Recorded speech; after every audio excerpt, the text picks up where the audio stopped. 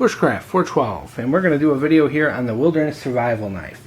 And before we get started, let's just say this video is not about machetes, it's not about hatchets or axes or anything like that. Those are all great tools, but this is just about the Wilderness Survival Knife. And understand, guys, that I'm not saying that the knife is the best tool. I'm just talking about this knife for this video. We'll talk about axes and machetes and hatchets in another video. So let's talk about knives. Now, when you are looking for a wilderness survival knife, there's a ton of choices out there. And prices on them go from dollars up to hundreds, if not thousands.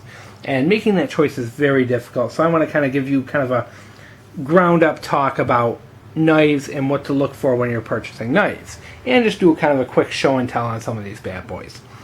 First thing I look at when it comes to buying a knife is carbon steel versus stainless steel. To make this really quick, stainless steel does not rust as easy as carbon steel, but carbon steel gets a lot harder and holds a much better edge. So if you get carbon steel, you risk corrosion, but you get the better edge and the harder steel. Stainless steel, you get less problems with corrosion and rust and things like that. So it's kind of a trade-off. Sometimes a stainless blade is nice to keep in your car or your truck so you don't have to worry about it rusting. But when it comes to performance, carbon steel generally outperforms stainless steel.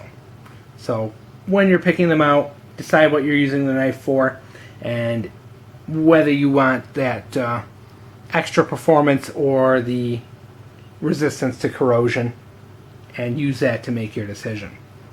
Another important factor in picking out your knife is size. Do you want a big 10 or 12 inch chopper? Do you want a 5 inch, bushcraft style knife? Do you want something even smaller, maybe like this little itty bitty Mora?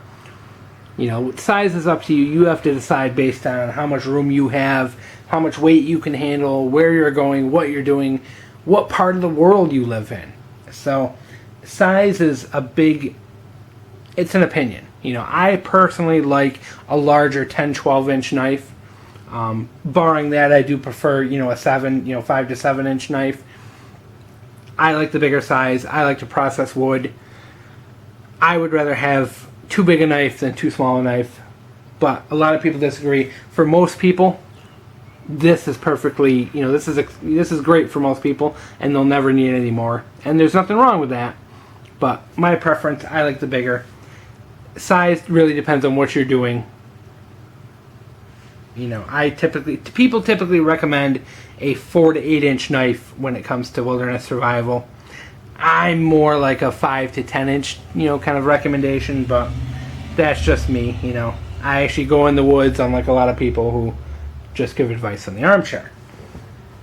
Designs can vary from like this one here that's a full one piece with a hollow handle, to this one here that's a one piece with wood overlays for a handle, to this K-bar which is a full tang with a rubber overlay handle, to see if we have any others. Here's one. To like this here which has a paracord wrapped handle. Handles and construction will vary depending on what you get. I generally recommend getting a knife that's one piece construction. This Bushman here, Cold Steel Bushman, is one piece of steel with a hollow handle. Very good construction. A lot of destruction tests on this knife, and it is great quality and very difficult to break. Likewise, anything that's full 100% tang like this is going to make a good solid knife. That's my preference. A knife such as this K-bar has a very thin tang, as you can see, where the tang hangs out the end there. It's a very thin tang, and it's held in with a pin. A little bit of a risk for failure. Now, granted, the K-bars have been around for 70 years, and they've been doing it for 70 years, and they hold up really good, but that's a potential for failure. So I tend not to use a knife like that for wilderness survival as much as I would use this style right here with the one-piece blade with the full 100% tang and overlay handles. Of course, your tips come in all different kinds. You got your clip points, your drop points, points, generally what you can say is your clip point is a very strong one. It's meant for digging and prying and things like that. You have edges like this, like your Tonto, which are very strong and meant for stabbing and digging and very strong. Knives that have more your drop points are not as strong, but they are very good when it comes to processing game and things like that. So definitely not a horrible tip, but I prefer clip points, or just like this, where the straight edge, like this one here as well. No problems with that. This one here is a Mora that's a little bit of a hybrid, and we're going to talk about that in a second. Another thing to look at is the grind of the knife. Like this Bushman here has a very small secondary bevel. You can see where it catches the light. Very kind of short edge to it. Nothing wrong with that. But sometimes when you have a knife like this Condor, this has one big long grind. It can give you a little better performance when it comes to wood carving and sharpening the blade. So take that into consideration when you buy as well. I do like the Scandi grinds. They are very nice grinds and very good performance. This one has a Scandi grind. This one here has a partial Scandi grind with a little bit of a hollow grind in as well. Really weird hybrid knife, this Mora 2000. And this original Mora, of course, has a Scandi grind, just the one edge ground into it. Very good, very reliable. Very cool. So we've talked about size. We've talked about the blade construction. We've talked about the steels. Now we're just going to kind of do a quick show and tell on these knives and just go over like some of the interesting little features. My personal favorite when it comes to a knife is this Condor Kumonga. I like a big 10-inch chopper. This is essentially a small machete that you can put on your belt. It weighs a little over a pound. It's big, it's bulky, but this chops wood like a machete. I've also, used this for a small game. For squirrels, you can take their heads and paws off, and kind of, it's tough, but to do the delicate work. But you can process squirrels with this. Same with rabbits and things like that. Not the best blade for it, but when it comes to hard chopping wood, I like a knife like this. My personal favorite, number one. My second favorite is this Mora 2000. Very interesting grind on it, and it's got the partial hollow grind, Scandi grind, stainless steel blade, so I've really abused the snot out of this and it hasn't rusted. You can see it's pretty scuffed up, but still in great shape. Very lightweight, great backpacking knife. Very lightweight, good grippy handle. Really love this knife. It's my second favorite when it comes to wilderness survival. The Bushman's number 3. Very cool, versatile knife. I've got a little survival kit in the handle, paracord wrapped it. Very nice. A lot of cool videos on this, on people trying to destroy this knife. Very high quality, nice carbon steel. Works as a spear. Love it. I really enjoy using this knife. Number 4 is this Condor 5-inch Bushcraft. Great performer, great for carving wood and processing game. Excellent knife. This will last a lifetime. Carbon steel, like 30 bucks. Love it. One of my all-time favorites. Just, it's not something you can really process wood with, so it goes kind of a little bit further down on the scale. But do love it. Very good quality Condor is making. K-Bar is my number 5. Very good for digging, prying, all-around utility. Not the best for utility because the clip point kind of makes it tough for batoning wood. But overall, excellent knife, excellent quality. $50 to $60 price range. Definitely up there in my top 5. Let's give some honorable mentions. The Ontario SP1. Very similar to the K-Bar. Very cool knife. $40 price range. Carbon steel. Here's one I really enjoy quite a bit. The SOG Team Leader. This is a one-piece construction with kind of plastic overlay handles, nice jimping. Very good knife. Not so good for processing wood, but it has a full flat grind blade. I wouldn't baton wood with this so much, but it's a good all-around utility knife. Would be great for processing game, maybe some light carving. Cool little knife, small, lightweight. enjoy it. It's kind of expensive for what it is, 50, 60 bucks, stainless steel, but I enjoy it, but not top 5 material. This here is a Smith & Wesson cheapie, like 10, 15 bucks.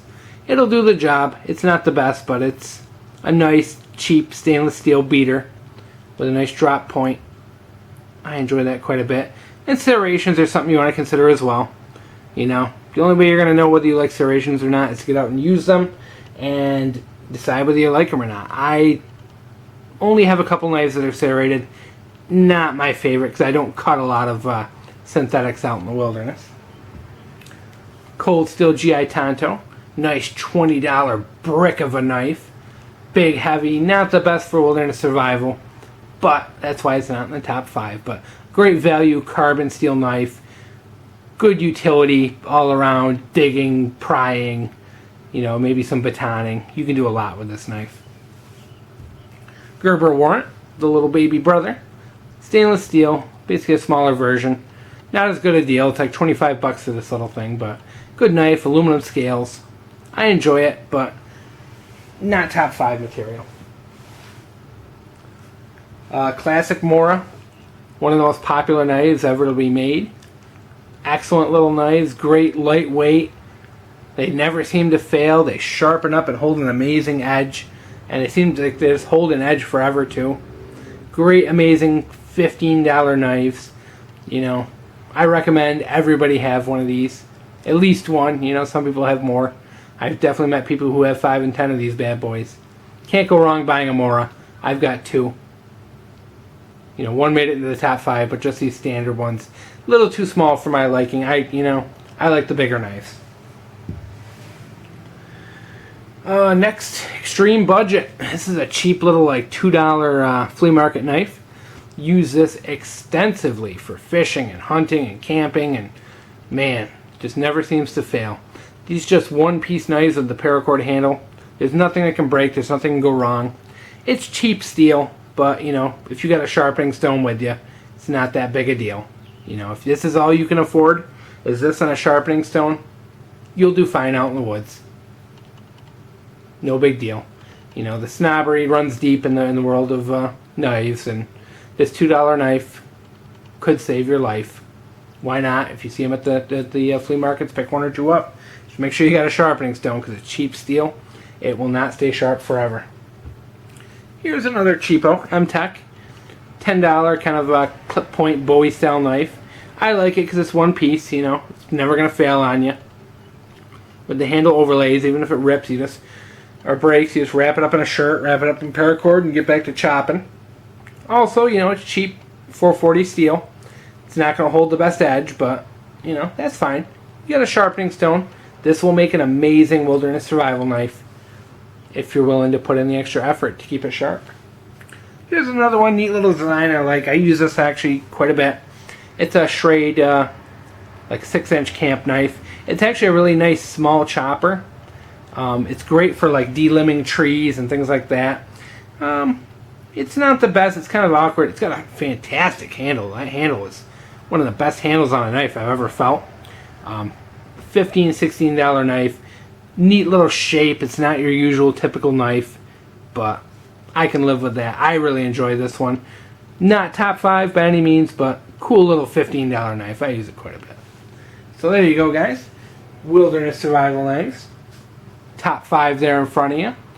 Just wanted to kind of show them and share a little knowledge that I've picked up over the past 20 years in the woods. Hope you enjoyed.